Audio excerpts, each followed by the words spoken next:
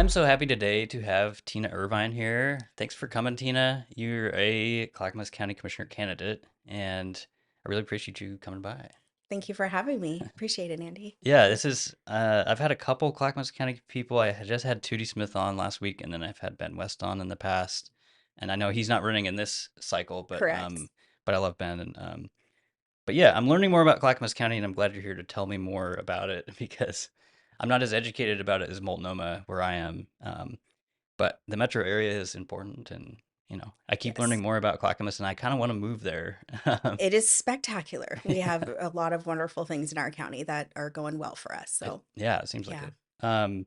So yeah, tell me about why you got into this election and kind of your business background. I was really that like appealed to me because I like people with like business acumen that get into politics. It just seems smart and efficient and Yeah. but yeah, tell me about. I worked in this county for 20 years, so I know it well. I owned a staffing franchise. It's called Express Employment Professionals, and my territory was pretty much the whole of Clackamas County. Mm, So anything south of Johnson Creek, all the way down basically to Canby, and then all the way out to Malala, Malino, and just right on the border of Gresham. So a huge footprint when it came to helping businesses find quality workers and really working with our general population to help them find meaningful employment. So, prior to that, I worked for the Stoller Group of companies, which is essentially a parent company okay. that owns Zenium HR and Stoller Vineyard, if anyone knows what I know. that Yeah, I've is. heard of Stoller. Yeah. Yeah, a lot of people know they're a long-standing family here in the state of Oregon. And so I moved here in 2004 and started working as an executive assistant with that organization to the president and continued to just work my way up through that organization. Wow. And it was during 2009 that I had my son. And coming out of the Great Recession, I decided that it was time to do something different. Like I was in the marketing and advertising space of our Okay. company, Yeah. but I loved being in helping people. So I went ahead and jumped over to the staffing side and instantly fell in love. I have a genuine heart for helping people. And this was a perfect match, being able to pair, the hustle, the fast paced work, leading a team.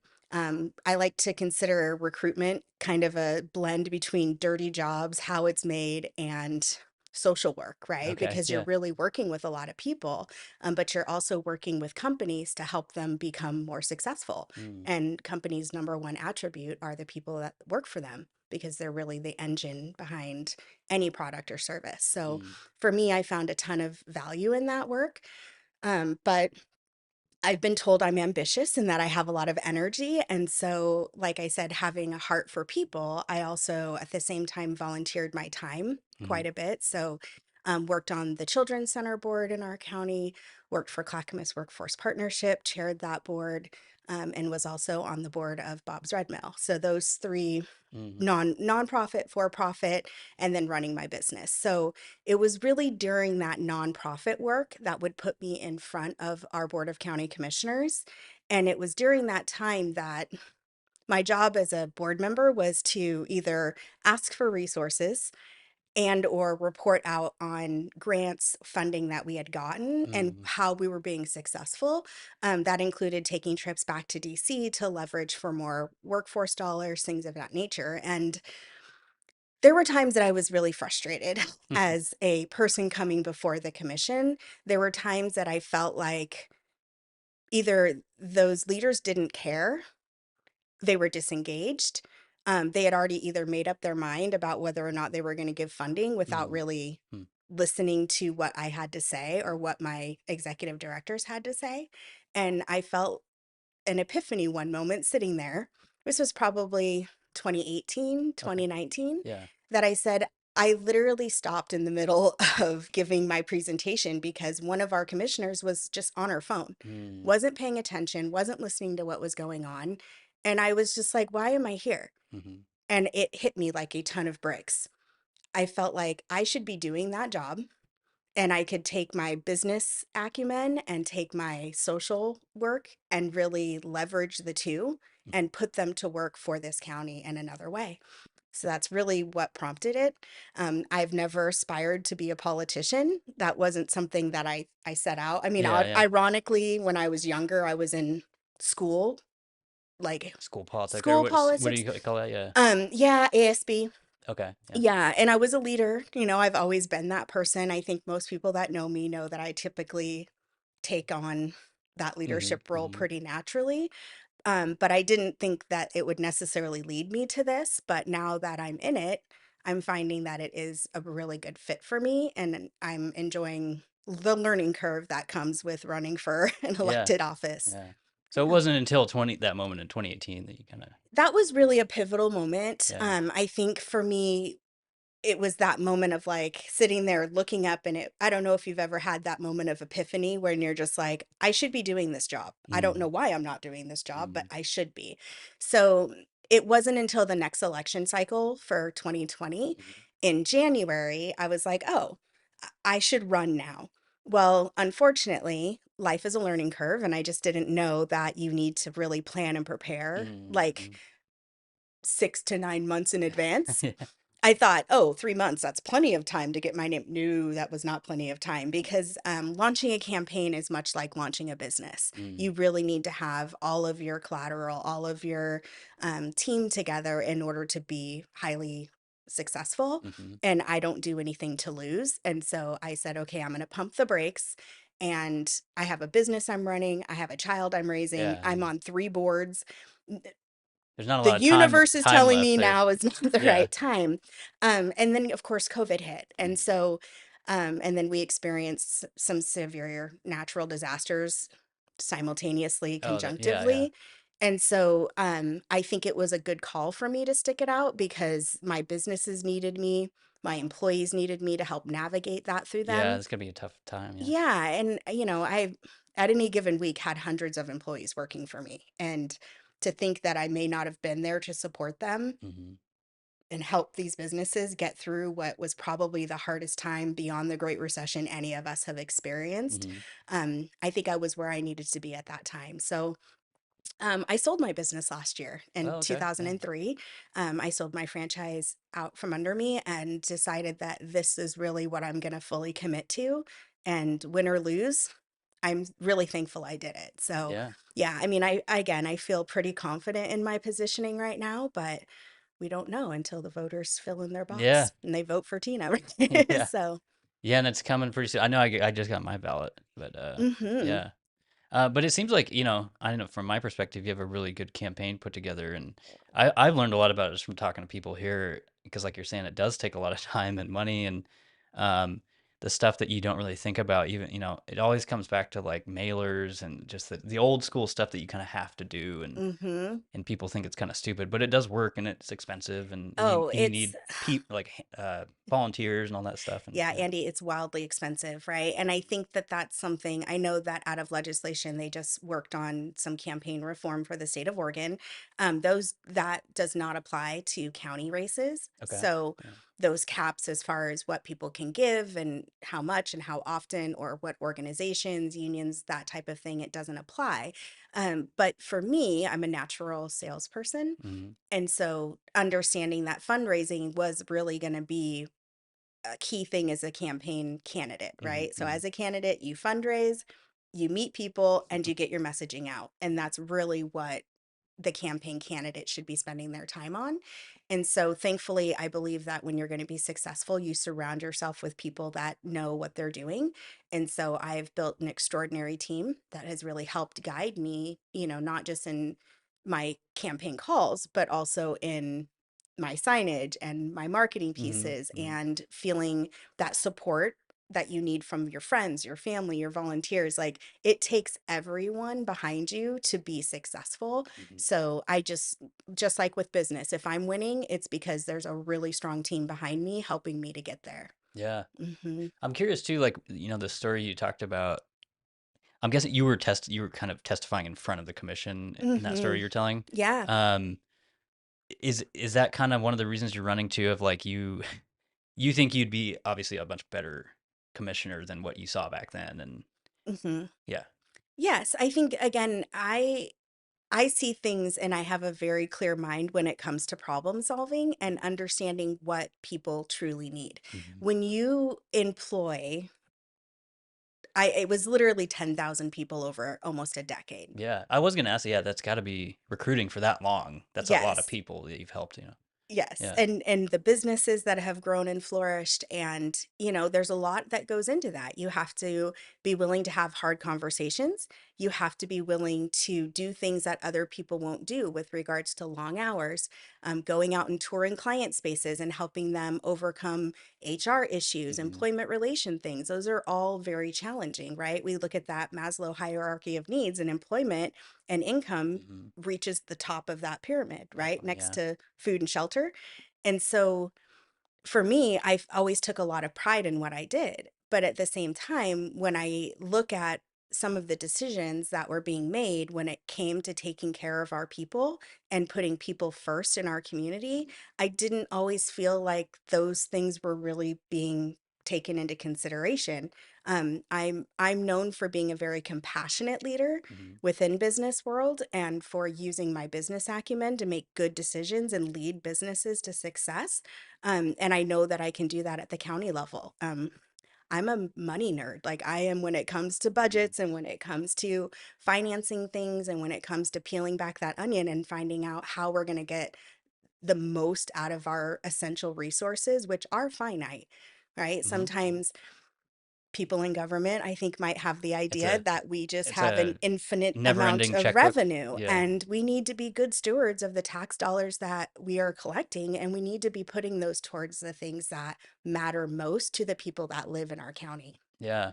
Yeah, I said it last week to Tootie, but it seems like the total opposite of what I see in Multnomah County. And that's why I'm saying, like, I wanna move over there because it's just I'm, like, jealous of I don't know.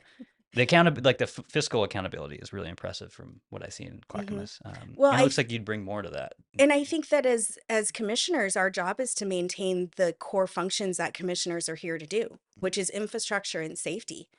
And if we're not meeting those basic essential duties as commissioners, we're failing. Mhm. Yeah. Yeah, that's what I would love to see with the entire Portland metro area, like a focus on just basic livability stuff, and it seems like that's really what you're focused on. Yeah, absolutely.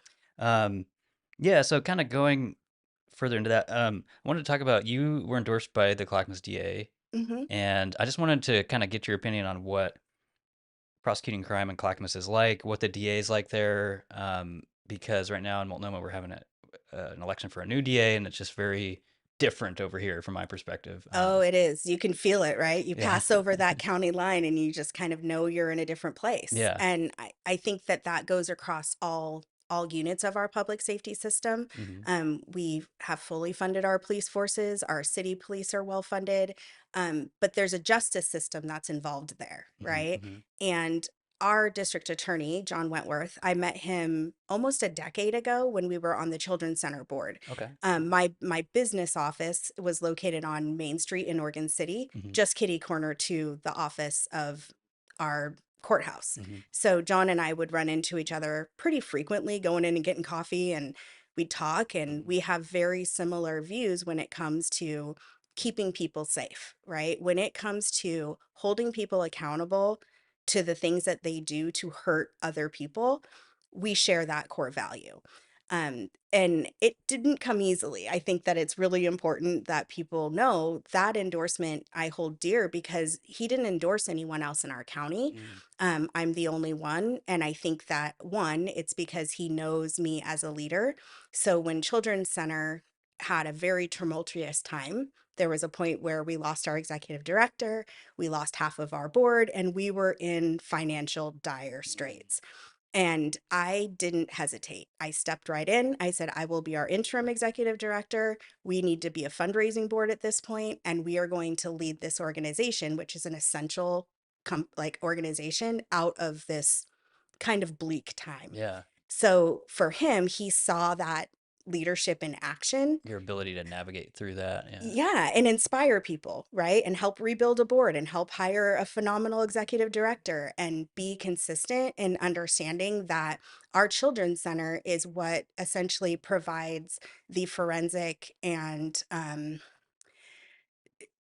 investigative care for any child in the county that's suspected of having child sex Oh, abuse really? or Okay. physical abuse or even drug exposure. Yeah, because I was gonna say I don't know much about that center. Yeah. It is the designated center. Okay. So if there's any time that somebody calls in, hey, I think my neighbor's kid is in trouble, Mhm. those calls go into that hotline number, or the police show up, and then immediately that child is booked either an urgent appointment with us or as soon as possible appointment with us, and they're given wraparound services. So Mm. it's not just the It's not like nitty gritty of yeah. the stuff that's really hard, but they also provide therapy. Mhm. And these folks are skilled in trauma. And so they really know what they're doing. But beyond that, they also understand the information that's needed to build the case to go to the district attorney's office so that they can then hold those folks accountable. Mhm. So I think the philosophy and the mindset with our district attorney, he's very active in his community. So he works on several different boards himself. He works on the board for our Family Justice Center, which makes up a very big portion of our justice system as well. So that's where a family, male, female, makes no difference, goes in and says, hey, I'm being physically abused at home, or they protect people that are potentially being human trafficked. Mm. They do so much out of that center as well. And so he really is a key point when it comes to reviewing, making sure that things are being done according to the law and fulfilling that function, which is making sure that people are held accountable. And even during COVID, when it would be easy to somewhat degree follow what unfortunately Multnomah did, which Yeah. was either we're not going to do it, we're just going to let Yeah. people run mayhem. I get so tired of people just using that as a catch-all for, hey, we were busy, we couldn't do anything, and Y- I understand for a certain period of time, but years is like inexcusable to It is me. inexcusable, right? And for us, our sheriff's department and our district attorney and those folks, we were still open for business when it Mhm. came to taking care of our constituents. And large in part, I'm sure you're aware, right after COVID, we saw a spike in reporting for child abuse and Mhm. domestic violence. Mhm. And Mhm. if you're not prepared and you're not staffed up and you're not a strong leader, those things aren't managed well. And so, as a DA, I would say that he's an exceptional leader. He, I believe, is the president of the District Attorneys Association for the state of Oh, Oregon really? Wow, as yeah. well. And so he has a very large hand, and he has a plan. He wants to be the best district attorney's office in the nation, right? He's invested in the right type of tools and equipment for his team. He provides them with opportunities for training and development. So there's a physical aspect of him physically being in the office too. I don't Mhm. know if you saw the report that came out from the Oregonian about the difference amount of time that the district attorneys were Yeah. physically in their Yeah. office showing up and doing the work. Yeah, they got that data from the key card entries, and yeah, Yeah, there's a stark difference, yeah. yeah, Yeah. absolutely. And I think that again, that shows when you look at the type of leadership that not just Clackamas County has, but Multnomah County wants, and Mhm. so does Washington County. Like, we're a tri-county area. Mhm. So if Multnomah County is not doing what they're supposed to do, we feel that spillover. And then we're doubling down and trying to do that work. But I got the endorsement from the Clackamas County Police Officers Association as well. And there's kind of this, it's not really a joke, but there's a saying that criminals are always like, which side of the line am I on? Am I in Clackamas County? Because Right. they don't want to do it in our county Yeah, because they know it's a real thing, it yeah, is a real yeah. thing. And you can see it. I mean, Mhm. even with graffiti, right? Mhm. You'll be driving down the highway and it looks kind of a mess. And then as soon as you cross that line, it's like, what happened? Yeah. Well, holding people accountable is what happened. Mhm. Yeah, that makes sense because yeah, that's a cool story of, like, you helped rebuild that center, and he kinda saw that and endorsed you because of Hmm. that, and Yeah. other reasons, I'm sure, but Yeah, yeah. I mean, I had to ask for it, right? And Mhm. talk to him about the reasons why I believe in public safety, Mhm. and the reason why I will ensure it's upheld. My father was a police officer. He was a single father, so I grew up, being pretty independent and knowing that like dad was out here doing some really hard work, Mhm. and I wanted him to come home at the end of every day. Mhm. Right. And I think that that's true for every police officer's family. They want them to come home every day. And if we let people that continually perpetuate the problem get off scot-free, things escalate and they get out of control. Mhm. And so I'm glad that our county doesn't take petty crime for granted. Mhm. we address those issues. Shoplifting, we address it. Yeah, and you can Hmm. kind of tell too with a lot of the, I don't know, maybe it's just my own person, but I see a lot of retail and kind of businesses moving out that way. I know Yes.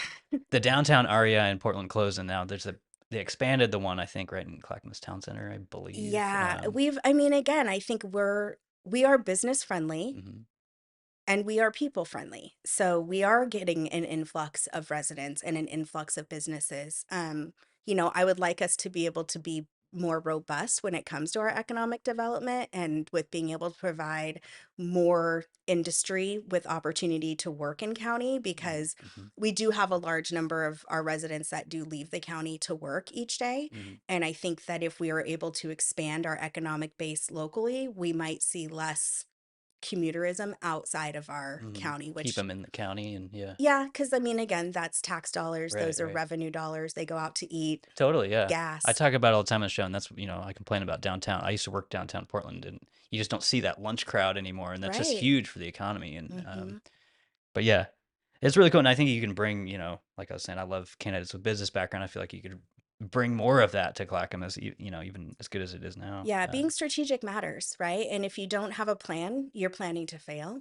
And so, I've spent the last year not just campaigning, but meeting with as many directors of departments, executive directors of nonprofits, and our leadership team across the board to really understand what are their missions, what are they driving toward, what are things that commissioners have done well for them, and what are some things that maybe we could be doing better that have prevented them from reaching their full potential. And I want to be able to really apply that knowledge. Yeah, yeah, I think you can. All right, keeping along these lines, I talked about this a little bit last week with Tootie, but I know the whole, I believe it's 65% drop in homelessness that was reported on. I just think it's fantastic what the model you guys are doing. I forget the acronym of the kind of addiction based model that you guys have, but she laid it out very beautifully in Hmm. her episode. And but I'm just curious, yeah, about the just how Clackamas deals with homelessness right now, in your eyes, and also the big center I was talking about before we recorded. Hmm. Tootie kind of mentioned it. Tootie Smith mentioned it, but I was curious to learn more about that if Yeah, you know more. Yeah. absolutely. So I think you're referring to our coordinated care access point. So when I think about how we're using our supportive housing dollars and some of the things that have made our county highly successful is it's not just one thing. And I think it's so important that everybody who's listening and anybody who wants to learn more about it really understands that it takes all of the nonprofits that are out there doing the work. So, Clackamas Women's Services does a phenomenal job of helping to put individuals into housing as well. So, Mm, I talked about the Family Justice Center that is mutually supported by Clackamas Women's Services. okay. Well, oftentimes, if you're in a moment of domestic violence, the only way to stay safe is to have, unfortunately, somebody has to exit the home. Mm, And it's not always the perpetrator that right. The leaves. violent It person. it's Yeah. not. It's oftentimes the victim that's fleeing that situation, and there's no more choice. And so the number one thing that they're leaned on for is for housing. And so they've been able to help reduce the number of individuals that are human trafficking, sex abuse, and domestic violence get into housing immediately Mm-hmm. versus them surfing on their friend's couch or living out of their car and just trying to stay in that safe space, if you will. Yeah. But Kind when of it an immediate place to Immediate. go. Yeah. Yeah. Um, One of my things that I hope to be able to really continue to tackle is our youth that is unhoused. Mm-hmm. A lot of individuals don't realize that there's a lot of young adults that are still in high school and in middle school that are not living within their immediate family because of various reasons. And so they're living at their friend's house. They're Mm, jumping around one week at one friend's house, another week here. Maybe they are on the streets at night. And so we've got to make sure that we have that safety net for them too. And I believe that that center could potentially help serve that population as well. But the ones we all see, unfortunately, tend to be our addicted, our behavioral health, or our co-mingled issues, right? mm. I had a brother, unfortunately, passed away literally the day after I sold my business from a Oh drug wow. overdose. Wow. And Yeah. so I know how drastically this impacts our community. And unfortunately, fentanyl was a game changer for everyone, Absolutely, yeah. right? Oregonians are compassionate. And I think that that's something that there's not one person could argue. The reason why ballot measure 110 passed in the first place is because people were like, we don't want users in Right, jail. right. Geez, that sounds terrible, right? But going through that system can actually save people's lives Mhm, too. mhm. And when you're so far into your addiction, recovery seems so hard and so far off. And then when you pair that with living on the street, you want to check out. Nobody really wants to live that way, Right. right? I genuinely believe that. I think some people may brain train and say, this is what I want, but I don't know that that's at the core of Yeah. what's real true. Yeah. So, And there's I was just saying, and there's people that are in such deep psychosis or have mental problems that they can't even make that choice, you know? correct. And I mean, the behavioral health system in our state is absolutely abominable. And I think we are either last or second to last Yeah, I when know it it's comes to not taking good. care of Yeah. our folks. Mhm. And I've had experience with people that have experienced psychotic issues and Mhm. mental, like physically, they don't even realize they're off. Right. And when you try to get them help, unfortunately, you as a family member, you could have four of you sitting at the table with the diagnosis person, and Mhm. they're like, nope, they're fine. Yeah. Yeah, it's definitely, I had a family member that had schizophrenia for his entire life. He's not alive anymore, but he was not homeless, so I totally understand it's like because there's all this data now of like meth induced schizophrenia and all this Yes, stuff and you can see it on the street. I've seen it for years in Portland, but it's just I think a lot of people get to that point where they don't even have the option to make a choice in their head that because is they're kind of correct. too far gone and That is correct. And we have to do better. It's not a can do, right? We live in a country that has so many resources yeah. that to me it's shocking that we have found ourselves in this situation. And when it's a family member, the problem is there's such deep compassion that they let them stay as long as they can. But I can't even tell you how many stories of families that then have to get restraining orders against their own Mhm. family Mhm. members because of violent behavior, because of, their trash in the place, all of those things that are very damaging and causing trauma and chaos. So these centers, I believe the one you're talking about is essentially a navigation center. Mhm. And I hate to use the word compound because it sounds, Yeah, negative or it yeah. does, but it's not, right? I'm sure It's a we could put a fancy it's a name on all it. in one, yeah. It's a full service center, right? So it's in my vision, if it doesn't provide housing, it's not going to be effective, Mhm. right? If you know anybody who's been through recovery, if they're not in a stable home or in a stable place, they will relapse and they will relapse quickly, Mhm. right? I mean, you can't imagine I saw a story of a gal in Portland who was living in those white sheltered, The the little cubes, yeah, the mini little house mini things, yeah. houses, and she's overdosed. They brought her back, got her on her feet. She's like, I'm done with the drugs. But now she's living in her little unit, and the person next to her is still using. Right, She yeah. walks right out her Yeah. door, and it's everywhere. It's S- it's a big, yeah, problem downtown Portland because there's a lot of supportive services that are right next to a lot of open air drug markets. Right. So people are trying to get help, and then they go outside and there's drugs being smoked and sold and Yeah. stuff. And I think that that's common, even if it's in the little tent cities Right. or Yeah. within their group, right? People have little communities within their homeless Yeah. community, Yeah. right? So they look after each other, they care for one another, but they don't want to see each other die. Yeah. And that's a true fact. So for me, I am thankful that we have found some common ground on 110. I think it's now 4002 to be The able, revised one or yeah, yeah. to be able to do that and really support people with their addiction. And for me, behavioral health is got to be a top priority. When it comes to not just funding a center, we need to be providing opportunity for people who want to become addiction counselors or behavioral Mhm. health counselors, Mhm. avenues to get into that work, because there is a national shortage of people that can actually provide that service as well. Yeah. So all the money in the world won't fix it if you don't have the people to do the work, Yeah. right? That's a And great so idea, yeah. we've got to start an incubator or some form of system Yeah. to start getting folks into that work and paying them at a wage that's livable for them Competitive too. and yeah. Yeah, Yeah, no, that's a great idea because I never thought about like, obviously there's an urgent need for these centers and all that stuff, but you need an enormous staff to, make those work and stuff. right, Um, right. but yeah, that's a really cool, yeah. I just think it's cool that there's a kind of one central place that Clackamas was able to find, and it's coming together, and Hmm. Yeah, our commissioners are really been motivated toward it, right? I mm, mean, we don't want people living on the street. That's just not something that our commissioners or our constituents want. We believe in people being accountable, though, too, right? I mean, mhm. you've got to be willing to do the work in order to get yourself help, right?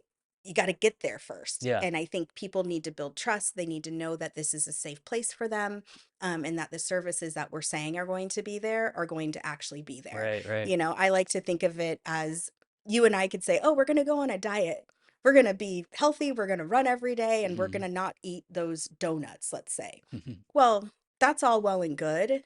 But if there's a donut cart parked out your house mhm. 24 hours a day, the entire time you're trying to change that behavior, you're probably going to fail. I Yeah, mean, most people don't have that and they can't stick to that new regimen for more than 30 days. So people need to kind of remember that addiction is a chemical imbalance in the brain. mhm. And when it's enhanced by using a substance, and fentanyl is one of those substances that enhances addiction, it's wildly impossible for people to get clean. And Yeah, so this center is really going to be designed to help them get there, but it's not just a short-term thing, right? 30 days isn't going to cut it. mhm. You've got to get them stable. It's that whole comprehensive It really is. services, yeah. Right. And one size doesn't fit all. It really is. You are an individual just like I am, and our needs are different. Mhm. And we need to address people and treat them as individuals and not just as cookie cutter. This is Right. what everybody needs, because that's not the truth. Yeah.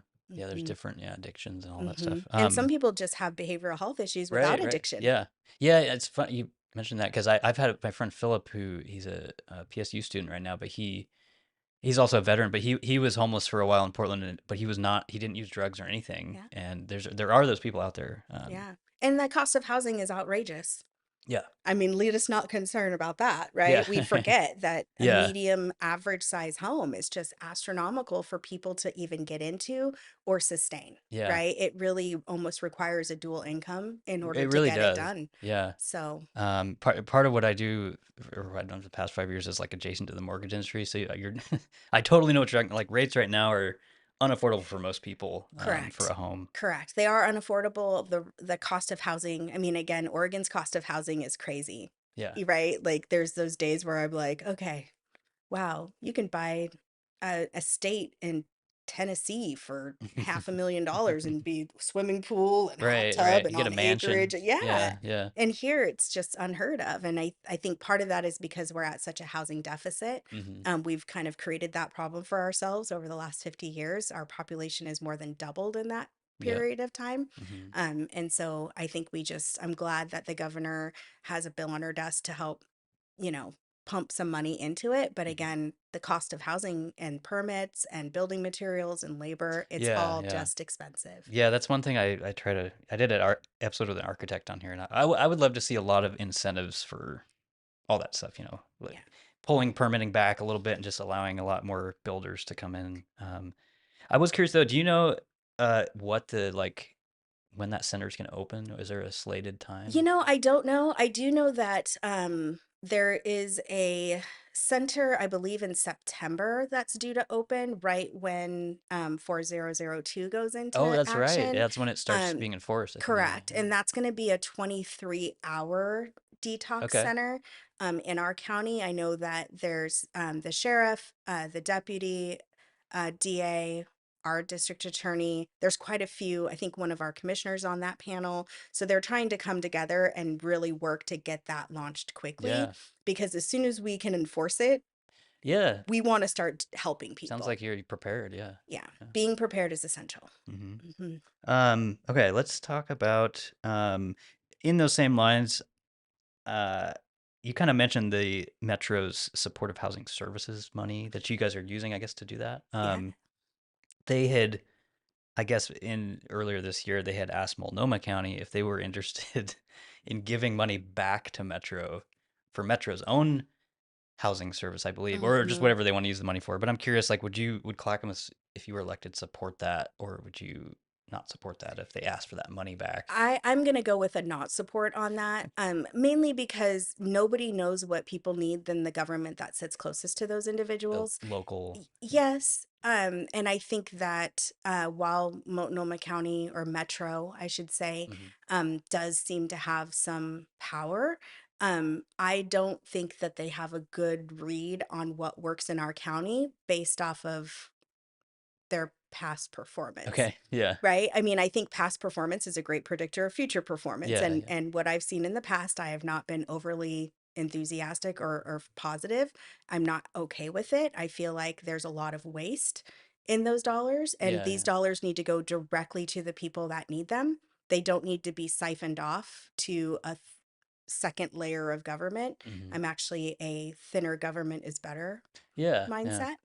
Yeah, and especially because it seems like the money it sounds like you received from that is working really well in Clackamas, Correct. so Correct. We know what we're doing, yeah. right? And part of me running for commissioner now that I didn't know then was I have an exceptional ability to build relationships quickly Mhm, because I listen, I ask the right questions, and because I don't have a lot of no, it has to be this way type of mhm, mindset. mhm, I want to help influence the Tri County area and help bring some of what's working well for us to the other counties yeah, and start really working as much as we can together, but not this way. We want our policies and the things that are working well for us to help reach the other folks in these other areas because I believe the businesses in Multnomah County deserve the support.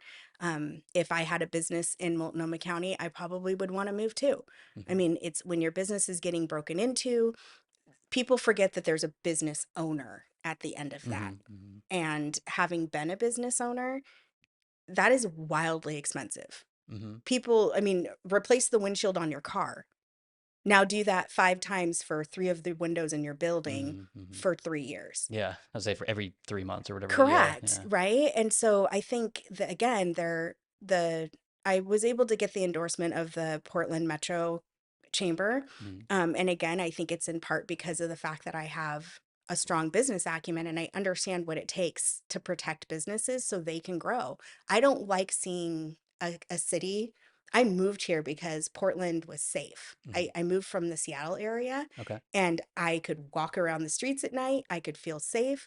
And you guys can't see, but I'm only 5 feet tall, right? I'm not a big Mhm, person, but I never felt like I couldn't do those things. And I was young and I enjoyed it and I loved it. And I want that back for everybody in this state. I want Portland to become that beacon of light again that people want to come to for tourism, for the foodies, for all of it. mhm, And right now, people are scared to go downtown and spend time. yeah, yeah, I mean, I couldn't agree more. I used to live downtown for a couple of years and I'm the same way, and I still, like, walk downtown sometimes, but, it's not the same vibe as when I was It's living not the down there same. without a car, like, and just walking around even at late at night and stuff, and, Yep. The bars it's get totally done, different. the club shuts down, Yeah, and yeah, you go to the local restaurant, you get food and you chit chat and you sober up and you eat and then you go home, mhm, right? I mhm. mean, that's kind of what happened. But now, I mean, obviously I'm older and so my lifestyle has changed. I'm, Yeah, yeah, in a different space and time now. yeah. But that I'm the doesn't same way, I go to bed at, like, 10:30 now, Thank you. but Yeah, but yeah. that doesn't mean that we don't want that for Right. the next generation, and our next generations need to know that they live in a safe place. When our children and our grandchildren feel like they have to leave to get that quality of life, Mhm. we've got to do better. Yeah. Yeah, I totally agree. Yeah.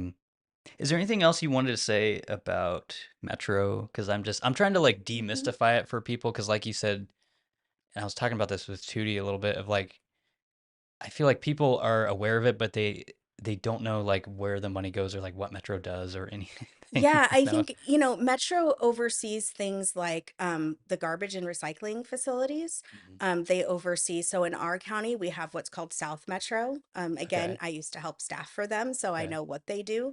A lot of people call it the dump. It's actually not a dump. You take your trash there, it is actually sorted out to a some degree, and then it's transferred to other spaces, And right? that's known as South Metro, is that That is correct. okay. Yes. So it's technically a transfer station. They also oversee things like the zoo, Mhm. which The zoo That's has nothing to do with us. you're Like right. when I think about Clackamas County, I don't think the zoo, right? Yeah. And again, I think the zoo attracts a very targeted market of individuals. Usually those folks are parents with young children. Mhm, mhm, It's very rare that you're going to see teenagers and people from Clackamas County with elder parents going to the zoo, mhm, mhm. maybe once in a while when their grandkids come to visit. But You're that's yeah, just, you're right, yeah, yeah. yeah. So I think they have a bond up right now. But yeah, Metro is a middle government. They kind of do things that are within that sphere. Okay. Yeah. Yeah. Yeah, I'm just trying to explain it to more people because I think a lot of people don't even know about it, and they have a lot of money and they have a lot of power, and I don't know. Yeah. Yeah, and they also implement our urban growth boundaries. So they Mm, don't, a lot mhm, of people don't realize that they're like, well, why can't we just build this in our county? Well, because we have a second layer of government between here and there. And mhm. these guys are the ones that essentially say what you can and can't build what where.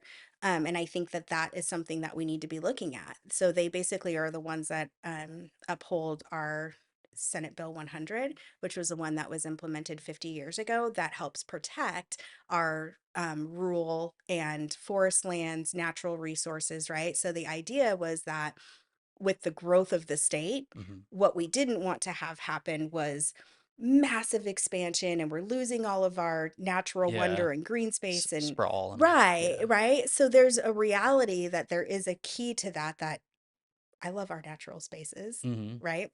But Clackamas County is 1.4 million acres. Mhm. Yeah, Tootie was telling me I didn't know it's I believe it's the biggest of the 3, right? Hmm. Obviously, yeah. And a lot of Yes. that's, rural, and then there's obviously a lot of urban as well, so you're Correct. saying, yeah. And so when we're, again, having worked with hundreds of businesses in our county, I saw a lot of really wonderful, viable businesses leave because they needed bigger footprints. They wanted to grow, they wanted to Mm, expand, mhm. and we didn't have land that they needed to do that. So where do you think they went? What would be for just land is what For you're saying? they want to build, they want to expand. That's a good question. I don't know. Washington County. Okay, okay, Yep. is that right? So Yeah. think Hillsborough, think Out towards the coast, closer to the coast, yes, essentially, but yeah. even parts of Wilsonville are actually Washington County. Okay, And okay, so yeah. Sherwood, I right? know That, even, yeah, uh-huh. Southwest Portland-ish that gets into Yeah, there, yeah. 100%. And so those wonderful businesses leave because we don't have what these businesses need. And, like I said, I was on the board of a private organization and we struggled to be able to find what we needed. Mhm. But we were hell bent on staying in this county and in our community because we've always been here. We were a cornerstone. It was important to all of us as board members Mhm. to stay. So we did everything we could in our power. Was it perfect? No. We would have absolutely preferred to have built to suit something that fit exactly what we needed, but instead we had to retrofit something else in order to make it work. Mhm. But I that they're not isolated in that. Mhm. There's quite a few businesses across our county that I know are ready to go and expand, Yeah. and we need to loosen up and hopefully help them get there, Mm. right? I'm certainly not talking about clear cutting important pieces of property and land and things that are important to Mhm. us, but we've got to start expanding our infrastructure and really start building so that we can be supporting the people that live in our county. As you said, you want to move here. Yeah. If you want to move to Clackamas, we got to have a house for you Yeah. and we need to have a place for you to work. Yeah, yeah. Yeah, no, I like to learn as much as I can about Metro because it's like Yes. I went there a few times when I used to work for the news, but I just never knew they're so big. It's just like I never knew exactly, I don't Hmm. know what all they Yeah. do. But, Yeah, they are. They are big, mhm. right? But I think that it's important for us as county board members to make our voices heard, establish strong relationships, and make sure the things that our constituents need get done. Yeah. Yeah, it's good. Yeah, because it sounds like they're not catering to Clackamas at this point, but No, we are. I mean, I hate to say it, but we're kind of, I think, treated, at least what I have very much gleaned from many conversations, a little bit of that stepchild that they don't like, yeah. right? I have two stepdaughters who I deeply love, so Okay. it's not like that, but Yeah. we all know that I was metaphor, gonna say, yeah, right? the redheaded stepchild. Yeah, Yeah. right. We all know that metaphor. Mhm. And what I don't want to continue and perpetuate is that there's bad blood between Metro and our board that puts our constituents at the end of the line for when it comes to getting the things they need to Mhm. thrive. Mhm. That is something I just can't stomach, and I will fight for us. Yeah, absolutely. I was thinking earlier, I was trying to remember, Clackamas is I believe, the third biggest county in Oregon. Is that We right? are. Okay. By Yeah. And we're also population, the safest largest. is it the first as far as land? We are Is that the right? safest largest county by population over 90,000 people. So Okay. we're safest. I mean, when we're talking like Yeah, I see what you're little saying. Yeah. tiny Deschutes, like they're probably safer than Yeah, us, yeah. right? But there's also very small towns in our county and in our state that are Mhm. unfortunately riddled with crime. Yeah. Their crime rates are out of the roof. But yes, when it comes to reported crime, we are the safest Wow. in the Tri-County area. Wow. Yeah. Cool. Something we should all be proud of. Yeah. Yeah. Um, okay, I want to talk about tolling for a little bit. I learned a little bit last week. Tootie was telling me about it, or I learned more than I knew before. Yeah. But I'm just curious, like, what the status is of it now. She kind of said it was on pause, but it's definitely coming back. And I Hmm. know it's important to people in Clackamas. They don't generally want it, and I can see why. I commute up 205 every day, and um, but yeah, I'm just curious Hmm. from your perspective where you see that being at right now, and Yeah. Ugh. Tolling. So here's the real, right? I'd mentioned I grew up in Seattle. mhm, So I went to Bellevue College, which was on the east side of the Puget Sound. And then you have to cross over the Puget Sound in order to get to Seattle, mhm, which is where I worked. So I worked full time and went to school full time, right? And I would take the bus into town or I would drive, depending on my schedule. And at the time when they talked about implementing tolling, it was going to be miraculous. They were going to expand, they were going to cut congestion, it was going to make everything better. And it, for me as a working student, made everything worse. It made my commute longer.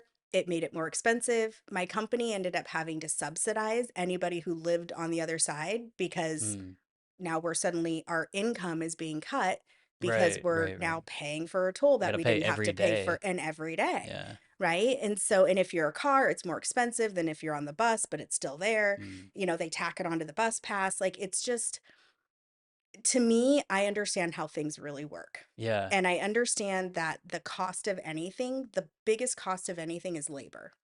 That's interesting though, because yeah, I never thought about that comparison to Seattle. Because when you were just talking about it now, I'm like, and I've talked about this on the show before. Like every time I go to Seattle, Hmm. it doesn't seem like that solved the traffic It problems of it. absolutely Yeah, didn't. If yeah. anything, it just congested it more. Mm, And people now avoid going through the tolls. mm, So people would now, instead of cutting across the I-90, they would now go down and through Renton. So okay, then they just had to expand that. Now they're trying to put I tolls see. there.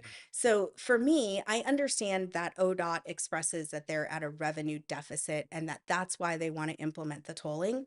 But the irony is people also need to understand that the Interstate I-5 is a federal highway. Mm, So that is not something that's actually really truly supposed to be being paid for mm, at the county level, right. right? There's state That's a roads, county roads, interstate. Yeah, city roads, yeah. and federal highways.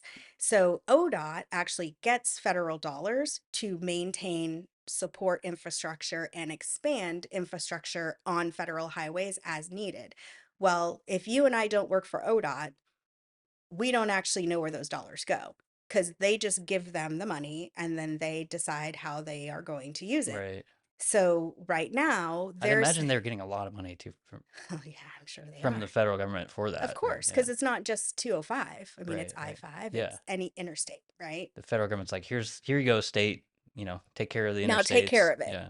right? And but now they want to put a toll on it and charge my constituents primarily to pay to commute to go to the grocery store Mm-hmm. because people that don't live directly in the area, I live right in the heart of Oregon City. I actually look out onto the bridge, so I see what's Mm, been going on, mm-hmm. and I can see there's congestion and I see that there's traffic. As I mentioned, part of the reason there is that steep congestion is because people are leaving the county to go to work. Mm, So if we had more economic development and more strong, high paying, valuable jobs in our county, we would have a little bit less of that. mm, Maybe, maybe not. That's a theory I have.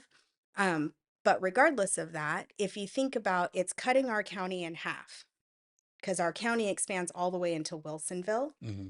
Westland, Oregon City, and LO are all, well, Oregon City's on this side, and then Wilsonville, Westland, and LO are on this side. So if you are used to, which is considered a very true statement, Westland and LO are bedroom communities. So there's not a lot of business, there's not a lot of infrastructure and industry there. Mm-hmm. So people are constantly driving over that bridge to go to the grocery store, to Mm. get services. So if you're on a fixed income, Yeah. Because or there are people even that aren't necessarily going to work. They're just going to correct, buy food they're or just yeah. going to the grocery store Yeah. or they're going to their physician's appointment, right? Mm-hmm. There's no major hospital in Lake Oswego or West Lynn. The closest one is, guess where? Willamette Mm. Falls in Oregon City, Okay, I was gonna say right? Clackamas. So, Yeah, yeah. yeah, so if you have an emergency, you're now being paid charged to go to the hospital. I mean, there's a lot wrong with it for me. And again, having had thousands of employees, folks are struggling right now to get by as it is. Mm-hmm. Like we just talked about it. Housing is outrageous. The cost of food is still really high. Yeah. Yes, Inflation is crazy right right, now. the rate Yeah. of inflation has slowed, but it didn't slide backwards, No. Yeah. right? All it did is slow down, but compression is still there. And so now they want to slap on another, and they said $5 to $6. This is not accurate. I mean, Okay. at the end of the day, 60 to 70% of every single dollar is just going to go to maintaining the actual tolling system. Hmm. So remember, as That's I just said, overhead for yeah. yes, remember I said labor is your number one expense when it comes to almost anything we implement, even with technology. People will be like, oh, it's computer rated. No, yeah, to a degree,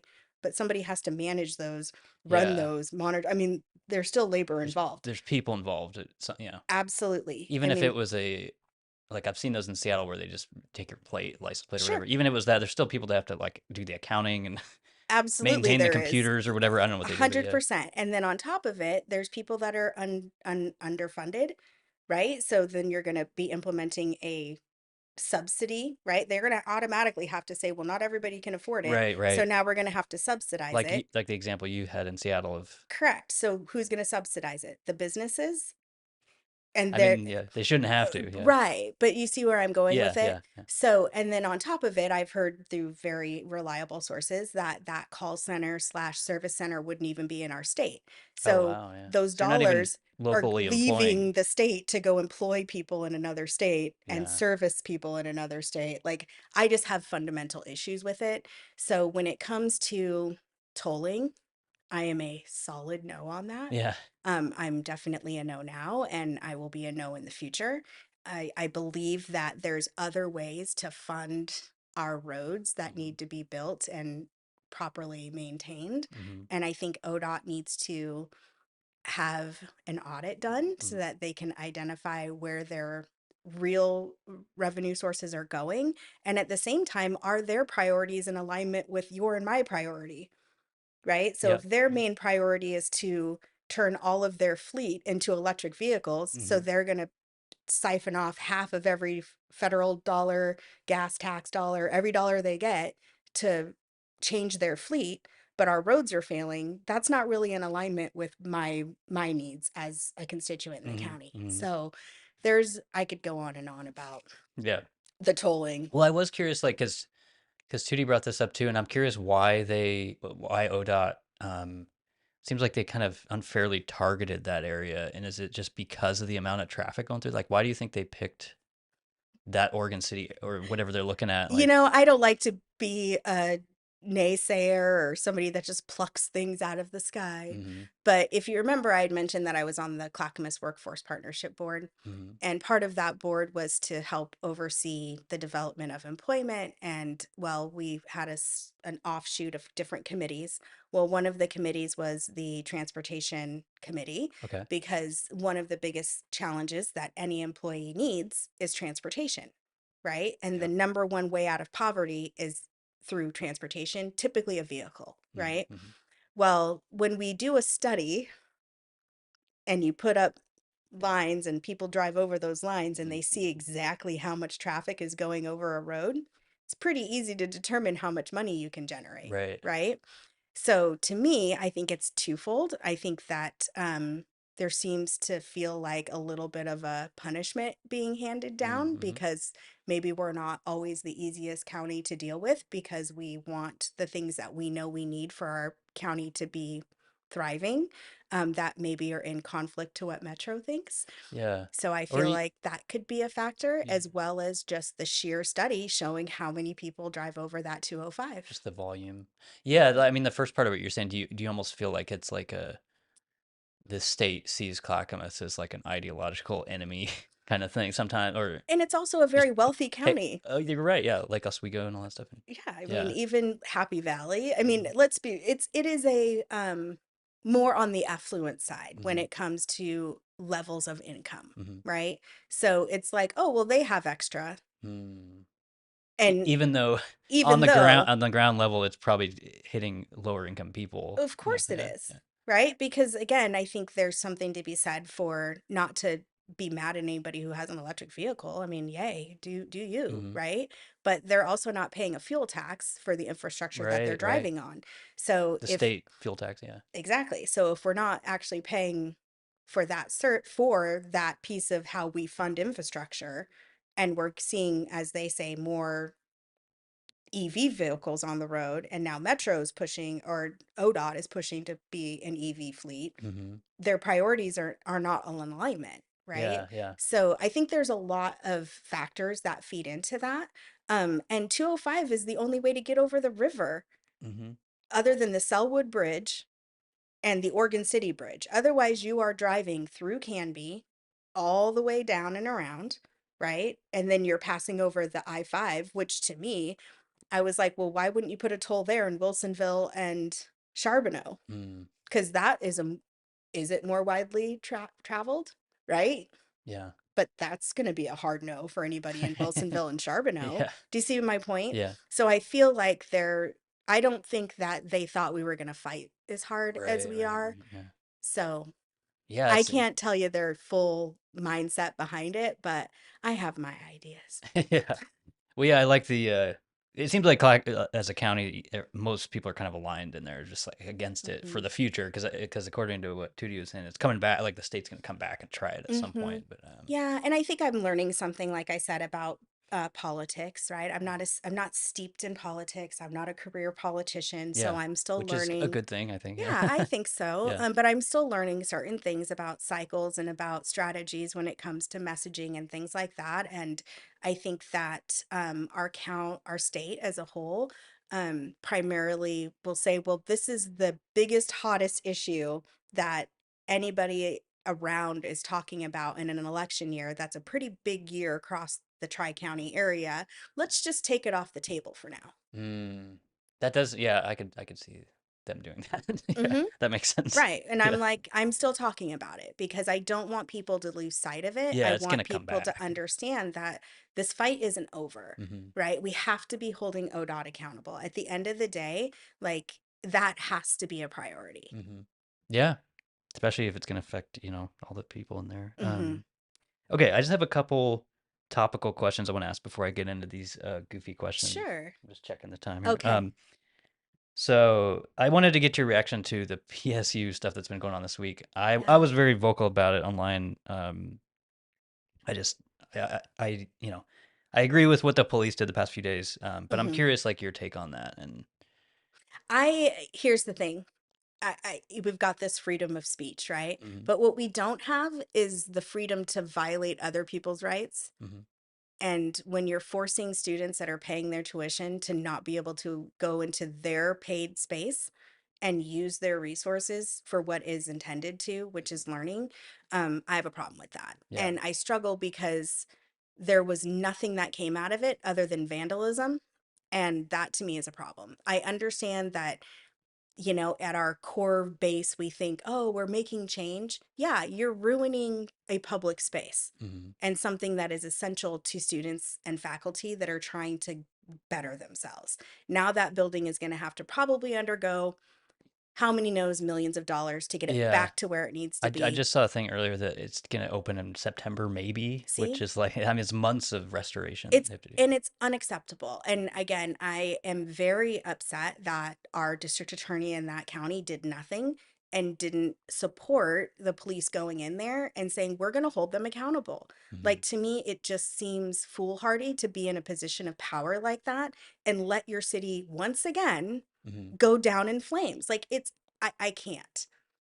Yeah. So for me, that's where I take it. Freedom of speech, sure, but you don't get to infringe on everybody else's rights and damage Mm-hmm. property and burn things. And just to me, I kind of feel like it's probably indicative of the same people that were burning our city and doing terrible things Yeah. 3 years ago.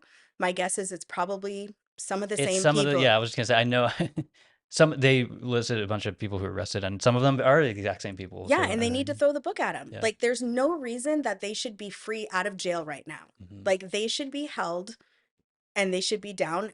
Again, I am all about like if you do wrong, you need to fix it. Hmm. So even sitting in jail isn't enough for me. Like I think they need to be down there helping to put up new barricades. They need Mm. to be down there helping to paint walls. Like you need to fix what you broke. Mm. I like that. Yeah. Yeah. I generally, that's kind of my line as well, is like as soon as you compromise other students' safety, like it's not, It's pointless. or livability on campus, Right. it's And again, they should have dealt with that immediately yeah. Yeah. because It did fester and it took a long they let time. them just, oh, that's a peaceful protest. Hmm. Okay. But as soon as you see them barricading Hmm. and graffitiing, that's no longer appropriate, Yeah. right? Peaceful means you're not doing any harm. Hmm. Yeah. Yeah, no, I appreciate your reaction to that. And as much as you want to say about 2024 predictions for the rest of the year for the Mm. election Oh wise, man, I don't know. do you think You know, you think you're gonna cruise your way into the? I hope you yes. I do. mean, I really do. Yeah, For me, one of the things that I've been extremely fortunate and thankful for is that individuals understand that it is a nonpartisan race, absolutely. but Yeah. I've Yeah. also learned that people will still vote party line. Hmm. But I have been able to really glean a massive amount of support from the left and the center and the right. That's great. Yeah. And I think, again, it's because I have common sense. Hmm. I'm business minded, but I also have a lot of compassion for people. And people are looking for that. I've heard it a lot of times. People are like, Tina, you are the candidate we've been waiting for. Can we get two more? Right? Can we get three more? Right? Yeah. I mean, not to disparage our commissioners by Yeah. any Yeah. stretch. There, we have some phenomenal folks leading us right now, but I want the opportunity to serve and to do this work at a very high level and help implement change that I think is the right direction for our county. Absolutely. So yeah, I'm gonna win it. We're doing it. We're going all the way. I like the confidence. Yeah. Yes. I would vote for you if I was in Clackamas Well, County. I appreciate that. Okay, I'm gonna get into these goofy questions as we wrap it up here. Actually, I totally forgot. Tell me about your Northwest story. You kind of mentioned. I mean, you're from Seattle originally, is that right? Yeah. Yes. Yeah. So originally I was actually born in San Diego. My Okay. dad was in the Navy. Hmm. And so I was born at Balboa Naval Hospital down there. And then my Wow. dad was discharged in Bremerton, Washington when I was probably 2 or 3. I have very vague memories of the shipyard. Okay. And then he, like our family, we just have this calling to serve people.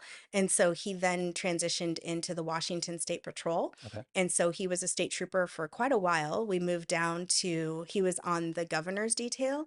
So we Wow. lived, yeah. So we lived down in Edmonds, Washington, and then built a house down there, lived there for quite a while. But my parents are biracial Hmm. and they're from the South, Jacksonville, Florida. Oh, okay. So my dad is originally born in New York, and then they moved to Jacksonville when he was in high school. So he had a culture shock, right? Of like, whoa, this is very different. Hmm. But fell in love with my mom, and they were married at 17 and 18. So wildly Wow. young. Yeah. Yeah. And so when I don't know if you've ever had anybody in the military, but when they're in the Navy, they're off and they're gone for long periods of Hmm. time. And that's a lot of strain on any family and on any relationship. And they couldn't stand the test of time. And I think between that and between just demographics and different choices, it just didn't work. And so my dad took custody of my brother and I when we were very young. And so, like I'd mentioned, we were raised and he did a great job. We had a great network of support around us. Hmm. And I grew up in the East Side. So once they separated, we kind of bounced around a little while, like all single parents. It's hard to get stable sometimes. And, especially single dads back in the 70s, That's pretty rare. Yeah. wildly unheard of. I grew up single mom, but yeah, single dad is Wildly rare. It's unheard like, of. yeah. Yes, it was very, very I think I was one of few, if then, Yeah, right? And yeah. even then, back then, there wasn't as many like divorce separated families as there are now. Hmm.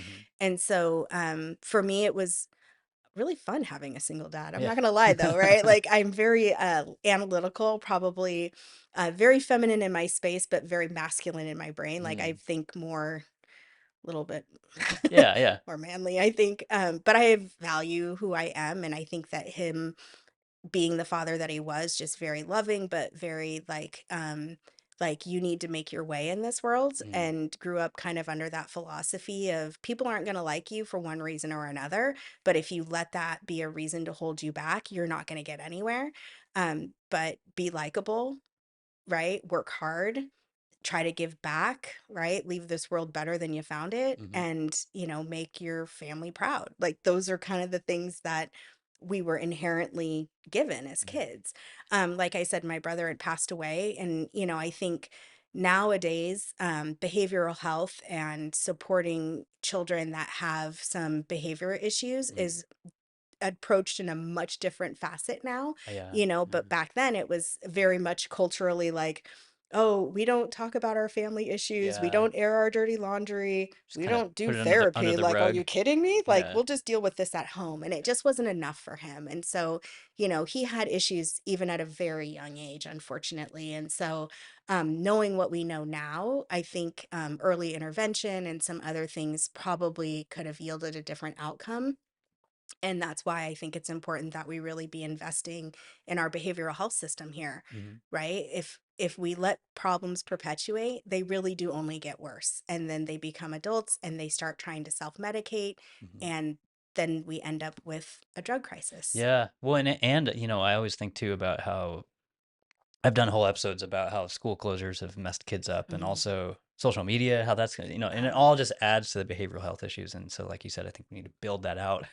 It's even more important Yes. to build that out. But I agree. And reduce the stigma and the mhm. secrecy around it, right? It's okay to want to talk to people. Like we talk to our friends about our problems, right? Yeah, But they're not counselors. Like they're almost always going to side with you and take your side. yeah. Rarely do you find that gem of a friend that's able to say, Need to have somebody neutral. like, Yeah. yeah, but did you consider this? Right? Those are the Mm, real friends, right? But they're not counselors, and they can't always look at it objectively or with the lens of trauma information mm, or with behavioral health and be able to prescribe medications to get somebody healthy. Like, you have to have a professional sometimes. And we as a state we have got to do better. I cannot stress it enough. I'm mm, tired of seeing people struggle and families hurting because we don't have the infrastructure that they need, right? When people have a psychotic break and they end up murdering somebody, there's a victim there. And oftentimes those things could have been prevented, and it could have been helped if we would have gotten that person the help they need.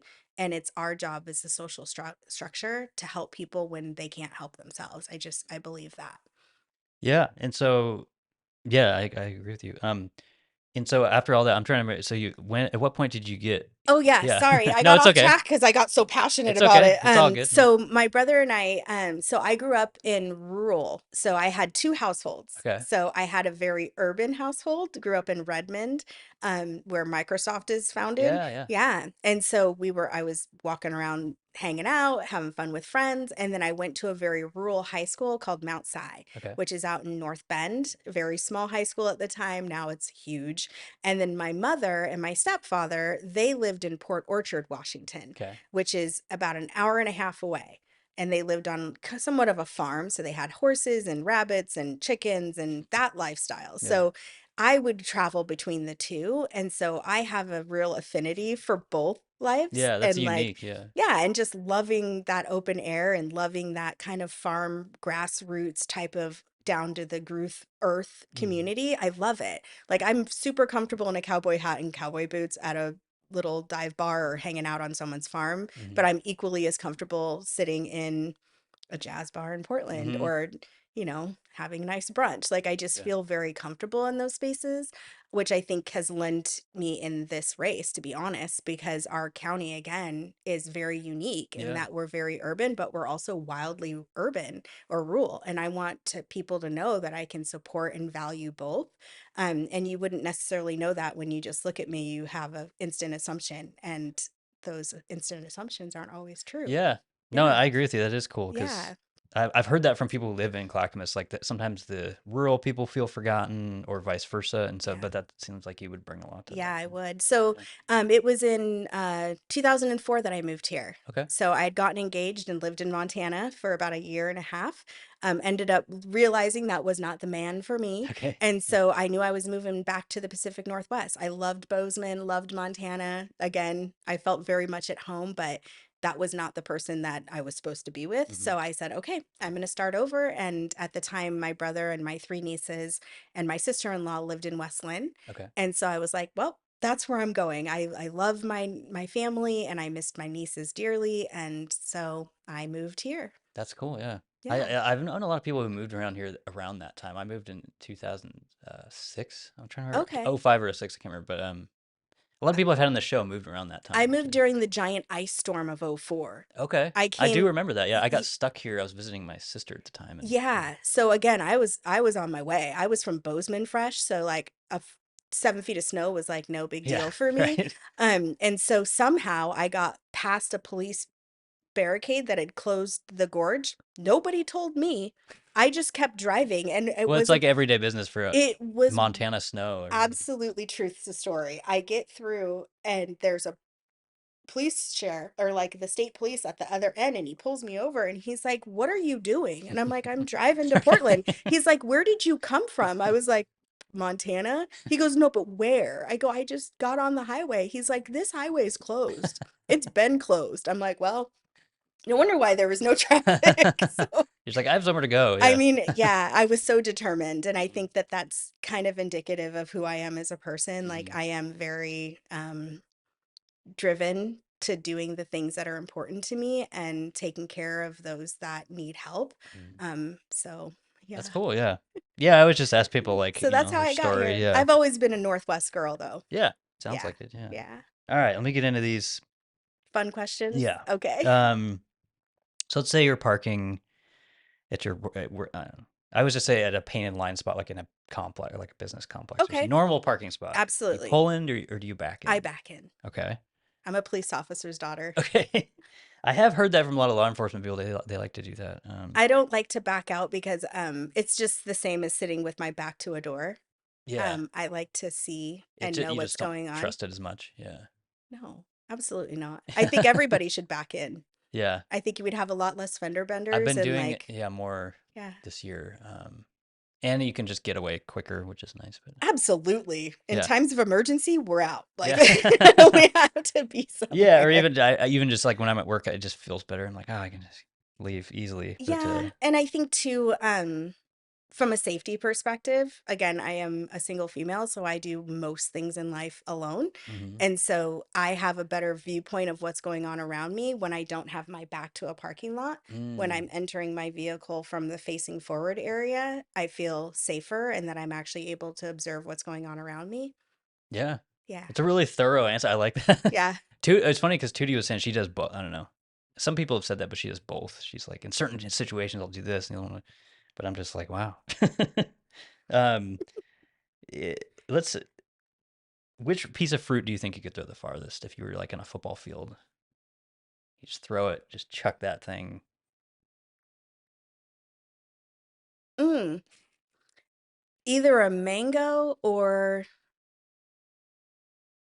a pear. Or no, a mango or a peach probably. Okay. I don't think I've got. I may have heard peach before. I don't think I've heard mango. That's a good one. Yeah. Like that. Only mango because it's a little bit shaped like a football, and I Mm. kind of have And it's got some good it's weight. got some good weight Yeah. to it, I and like. a peach because it's got some fur, so it gives you something to grip. Yeah. Yeah. I've heard the peach, and some people think the fur helps like aerodynamics and all this stuff. I don't know. Yeah, apples are too I love slippery. what. Like you Yeah. can't really get your hand around it. Mm-hmm. And it's kind of light. It feels like. Yeah. Yeah. Okay. Anything with a pit, yeah.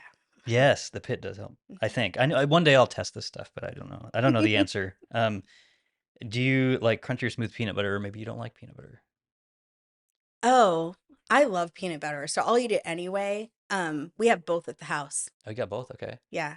A lot of people say like their kids like one or the other, and then Mm. I don't know. Okay, so here's the real. I like crunchy peanut butter if I'm having toast. Okay.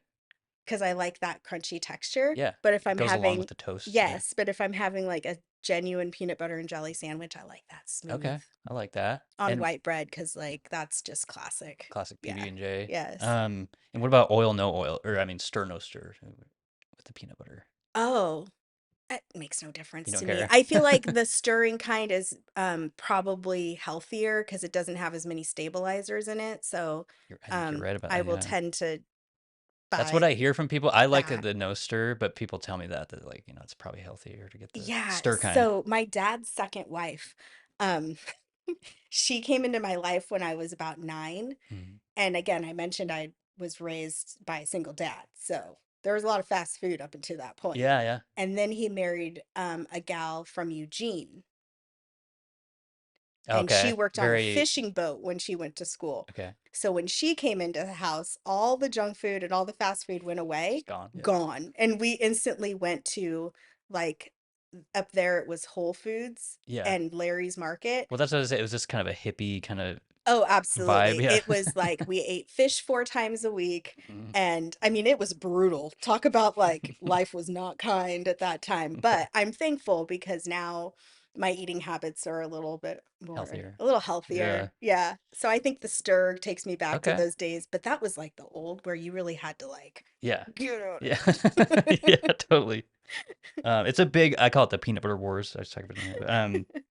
I like crunchy no stir. That's mine. Okay. Um, do you have a favorite type of French fry? Do you like crinkle cut, regular cut, Oh, curly fries? listen, I do like the French fry. Hmm. But if I'm going to eat them, I really like the Chick-fil-A waffle fry. Oh, those are good. Yeah. Yeah, I would say that's one of my top fries, but my big complaint is you only get like 4 or 5 of those things totally. in the Which is thing. actually better for us, And, right? yeah. Like if you're going to I think it's McDonald's, you're going to get a ton of the them. big, yeah. Yeah, but if my son's like, "Mom, can we have McDonald's?" and I'm like, "Sure."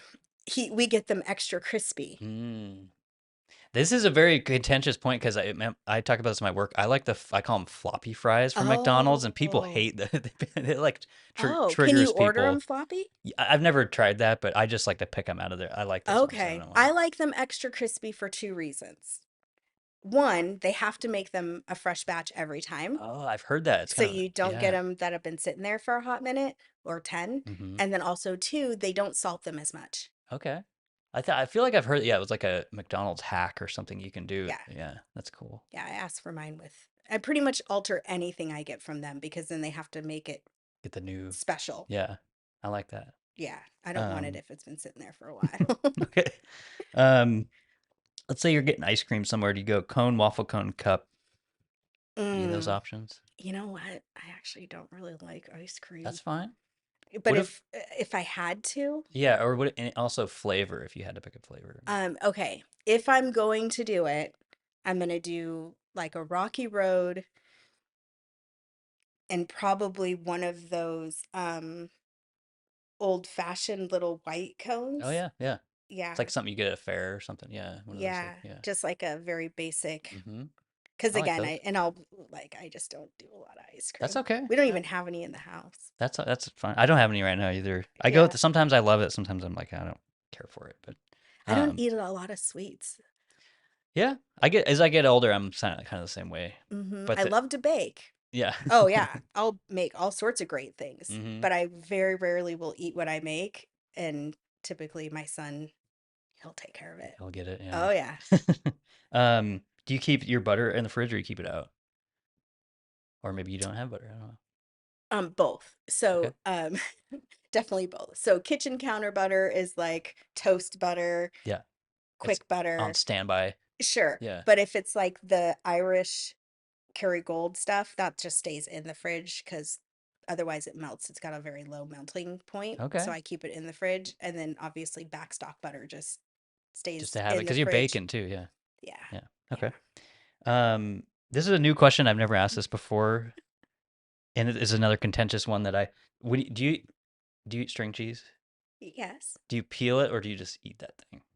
Oh, no, I definitely peel it. Okay. Yeah. That's like part of the I fun. think I'm one of the few people. I just eat it, and everyone's like, "It's in the name. Like you did to string the cheese and Oh, all that yeah. stuff." I don't judge you for it though. Okay. I mean, I love cheese. all I just cheese. want to eat as fast as possible. Yeah, But yeah. I like a good, I call it girl dinner at home. So when my dad or when my son visits his dad, I don't, I'm like, okay, I've been cooking and cleaning for 2 weeks. mhm. Like, You just need something. yeah, so Yeah. I'll just make like cheese nachos. Nice, nice. Yeah, or just have like cheese and crackers and some I like charcuterie. that. Girl dinner. I like Girl it. Yeah. dinner. Yeah. Um, okay. If you have a gigantic brand you could run, if you were forced to, is there one you would want to run, like Nike or Oh, you something? name it. I'll take them any. I'll take any of them. Okay. Yeah. I like that answer. Most people are like, I don't know, like whatever. Oh, are you kidding? Oh, absolutely. Because I Yeah. mean, you've had a lot of business experience. Yeah, Yeah. I love business. But if I had to choose, I ironically, as much as I love service industry, because Mm-hmm. I did that for so long, I would actually want to have a business that we put out a product, Mm-hmm. because I really love machinery and I love how things are made and I Mm-hmm. love the mechanical side of how things come together. Yeah. And I think it that as a business, you have to have a more wider variety of employees because you need your folks that are builders, then you need your engineer type, you need your R&Ds, you need your, you know, Yeah. I like it too because maintenance. it feels easier to market. It's like, oh, Yeah. you have a product here. It's not just like a Yeah. service And you've that you. got your accounting and finance. Like there's Yeah. just so much more that I think feeds into it. And Mm-hmm. plus, I think it's easier to expand when you're doing a product just because there's endless opportunities. I've been a Rotarian for a really long time. Okay. Yeah. And when I was in my early 20s, I was in the downtown club, and I was on their Enterprise Academy committee. So Fun. that's a camp. It's actually coming up soon. So if Oh there's any wow. high school or parents that are out there listening, Yeah. look up Downtown Rotary Enterprise Academy. So they go around and they take students from all of the high schools in the area, take them out to a camp for the weekend, and then they put them in groups they know nobody. Mm-hmm. And they develop a new product or a service. And then we teach them smart marketing and distribution and pricing. And then they make their delivery to us on Sunday. Such a great That's cool. experience. That's really cool. Yeah. Yeah. I would have done that if I had something like that too. Yeah. Absolutely. So for me, I've always had kind of this entrepreneurial business mind. I love it, and I think that everybody should have an opportunity to really take on something that they want. I mean, you're running a business, and this is important, right? Yeah. I mean, this isn't really business, but It it is, could be right? one day. It is because you're I out mean, there and you're I broadcasting. do It's a market it a service. little bit. Yeah, Yeah. it's a service, Yeah. right? You're offering people the opportunity to hear from me as a candidate. Hmm. And so to me, that is a service, which is a business. So you may not be making revenue, Yeah. but it's certainly a All service. right. I'll take that. But I'm gonna ask you again. Is there one? Just one? Yeah. If you Okay. you Hmm. don't have to pick one though. If you don't. Okay. I'm just curious what Tootie said PGE, which was kind of Oh, interesting. I she's get that. she's She like wants people to need run. electricity, and I'm like I get it, but yeah. Yeah, for me, I have a special place in my heart for the youth, right? I Hmm. mean, almost everything that I've done on my nonprofit sector and in my volunteer work surrounds supporting our youth. So if I had to pick one, it would be a company like Mattel. Oh, that'd be I would awesome. Yeah. absolutely love to be able to really work in that space of cultivating young minds and Yeah. keeping toys safe, but also giving them things that are helping them expand their mind and grow That'd be really cool. and Yeah. bringing back some old school stuff, Yeah. Well, I was you thinking know? I want to. They're Barbie, right? Oh yeah. Because I'm probably getting knocked for this. But I still haven't seen Barbie, but I know that like blew Mattel up again, and like they're doing well. It seems like That movie was ridiculous. was it? I haven't seen Listen, I it. know I'm gonna get hate mail for it because everybody loved Barbie, Hmm. but I couldn't get behind it. Yeah. I literally watched it for like 20 minutes and I just looked over and was like, I can't do this. Like it's not, Okay. I just can't. I have that Um, problem with a lot of modern movies. Same thing. I'll 20 minutes mhm. in, I'm like, they Yeah. just don't make movies like they used to make them. But I don't know. No, I mean, give me a good Jurassic Park, like Mm-hmm. Mm-hmm.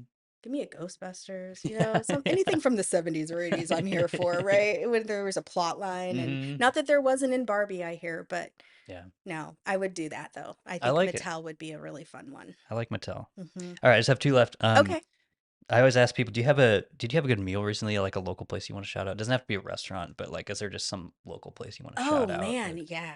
So I definitely love food. So good meals are great, but they're better served when you're in good company. And so I was at a dinner with some other board members from Children's Center recently, and we went to there's an Italian restaurant in West Lynn. okay, Um oh, the name's gonna escape me right now, it's okay if you don't. but it's If you know in where it is, maybe we yeah, can. Yeah. it's on the main drag on Front Street on the right-hand side in the same parking lot with the Starbucks. Okay. It's a smaller, it looks smaller from the outside, but it also has a like cantina where you can go in and just grab things Oh, that's and cool. then and go. Yeah, yeah. But the food was amazing.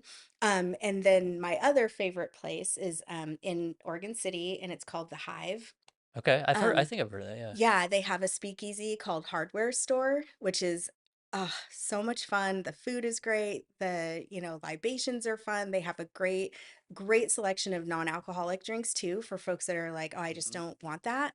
Hmm. But they also have an amazing ballroom. They have a great brunch. They have a fun little cafe off of the side. Hmm. So that is a place I frequent quite That regularly. sounds cool. Yeah. It is. I'll have to check It's that out. Oregon City is known. It's coming up for its food right now. So I'm a huge fan. All right. Shout Yeah. out to them. Yeah. Um, okay, if people like what you're saying, where can they go to donate or just your socials, all that Oh stuff? yeah, thank you. So it's Irvine for Oregon is my website, and there's a donation tab there, and that's usually the easiest way. Hmm. If you see any of my campaign signs, they all have QR codes on them, Oh, and so that's you cool. can scan that QR code. It'll take you right to my website to make it easy. Those are usually if you want to mail a check, it's to Tina for Clackamas, and Okay. then I'm not going to give my home address, and I can't remember my PO address. But if that's something they really want, I'm sure you can always call me. I have a campaign phone number. It's 503-913-4921. And Wow. that Yeah. number is open for anyone that wants to ask good questions and just engage in another level of conversation. That's cool. Yeah, I think you're the first person to put a campaign phone number out there. That's Yeah. cool for yeah, just more Well, access. yeah, access, and then too, like I said, I have a son at home, and so I wanted to try to really the one thing he asks for, he's 15, Hmm. and he's always very supportive of mom, but he's like, Mom, the only thing I ask is that like you don't drag me into everything, and he's like, Mm. it's hard being a 15-year-old boy. Like if you Yeah. could just Yeah. keep me off the front page, like that would be great. Yeah. And so I kind of created some buffers in there. So when my campaign phone rings, I know what that call is for. Hmm. And then I can step out and handle that without him feeling like Mm. he's not as important, Yeah. right? Yeah. Like, I think it's really important that he remembers that he is the main priority in this Yeah. world. And when this other phone rings, I'm like, hey, that could be anybody that we know. I'm grabbing that and he gets it. I But like when it. it's a campaign phone, he knows that that's what it is and he can step out of the room if he doesn't want to have to hear Yeah. about tolling. Yeah. So, Right. No, I yeah. like that. Yeah. And I always tell people that I'll give you a donation too. Anyone who comes on the show, I'll give you a donation. So Oh, thank yeah, you for just that. That's appreciate really your thoughtful of time you. and yeah. Well, Um, I feel like this is a great opportunity. I really appreciate you having me on. yeah, absolutely. Is there anything else you want to talk about before we end it here? No, I loved the questions at the end though. Those are fantastic. I don't Yeah. think I've had anybody ever really ask me those before. Yeah, So, it's growing. It's been growing. I just keep adding more. So, but I hope yeah. it's fun. What about Yeah. you? Do you back in or do you? Like I said, I've been doing it more. I just started doing it this year, Mm, and I've been enjoying it more. Before I just recently got this truck, but before I had that, I had a Dodge Challenger muscle car, and right after I got it, somebody backed into that because when my car was parked, and so mm, maybe that's a subconscious reason I've been doing it. But no, I've been backing in more this year. yeah. I just feel like it's just the right thing to do, Yeah. Yeah. you It know? could be a campaign thing. No, I'm just kidding. I don't know. I mean, like I said, I pick up my kiddo from school and I back into those spots too. Have you ever been in a high school parking lot Oh, before? I mean, it's been a while. I guess what I'm thinking of was like elementary. One time, my friend was having me drop his kid off because he couldn't do it, and that was nerve wracking. I was just like, I don't like, Yeah. there's just too many people around. Exactly. So if you're trying to back out, there's kids everywhere, Hmm. right? Half of them are still learning to drive. And Hmm. so they're parked all wonky and Yeah. whatnot, dings in your door. Like, Hmm. it's just, It's a bad, yeah. Yeah. scene. It just validates the reasons. Yeah, yeah. So, All right. Well, yeah. Thanks so much, Tina, for coming by. This was yeah. excellent Thanks for having conversation. me. Yeah.